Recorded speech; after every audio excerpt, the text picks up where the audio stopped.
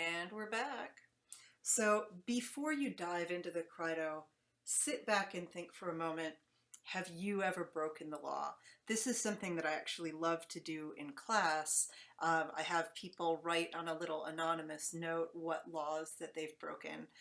Usually the answers are something like what I have listed here. Generally people have been realized that they've been speeding, or maybe they parked in the wrong place or broken a seatbelt law.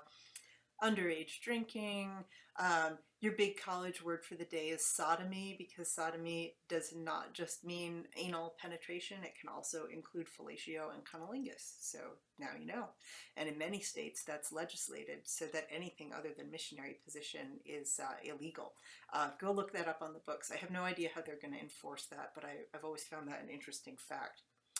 So have you ever broken the law, right? Of course, Socrates broke the law. Have you broken the law? And was it morally wrong that you did so? So for example, I was driving up 8th Street the other day, and I was probably going 18, 19 miles an hour, and the speed limit's 15. And I have to confess that I don't really think I did something morally wrong. It's summer. School's not in session. There weren't kids all over the place. I was awake, aware, alert. I was looking around. I wasn't going to run anybody over. I don't think going 18 or 19 miles an hour on 8th Street is morally wrong. I do think probably going 40 miles an hour down 8th Street is morally wrong, because there are a lot of people there, and it's always possible that you might not see someone or hit somebody's dog, something like that. So I think that the degree of speeding changes the morality. So you can think about these things too, right? Was your illegal thing morally wrong? Lots of people who support 420, right, marijuana, do not think that marijuana should be illegal, so they take it to not be morally wrong. Why not?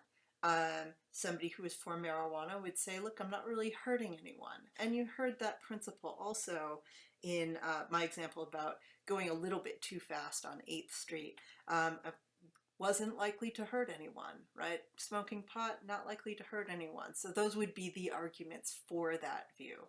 So reflect on these questions a little bit, and we'll continue on into the Euthyphro, right? Socrates is in jail awaiting the death penalty. He was convicted of corrupting the youth and believing in false gods. What did he do to corrupt the youth? He taught them to ask questions, right? To think critically. Don't just listen to authority. Why was he convicted for believing in false gods? Well, he said that he listened to a voice in his head, and that little voice would tell him what to do. So a modern Western analog might be he listened to his conscience, but another modern Western analog might be he was just schizophrenic and crazy. So he's convicted of listening to voices other than the voices of the gods, and he's going to be put to death. His friend Crito offers to break him out of jail, and Crito says, come on, man, we've got the money, we can sail you away, we're going to sail you to an island where you can live out your life. Yes, you'd be an exile, but you can continue your teachings, you'd have more disciples, more followers, and because of that, you'd continue to spread this amazing message of questioning authority and thinking critically, and that would be so important for the good of the world overall. Plus, Socrates, you're innocent.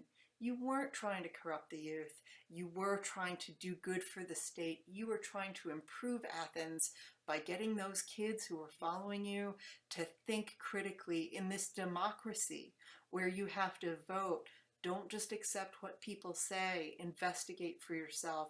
You're making Athens better. You will make the world better. You really need to break out of jail.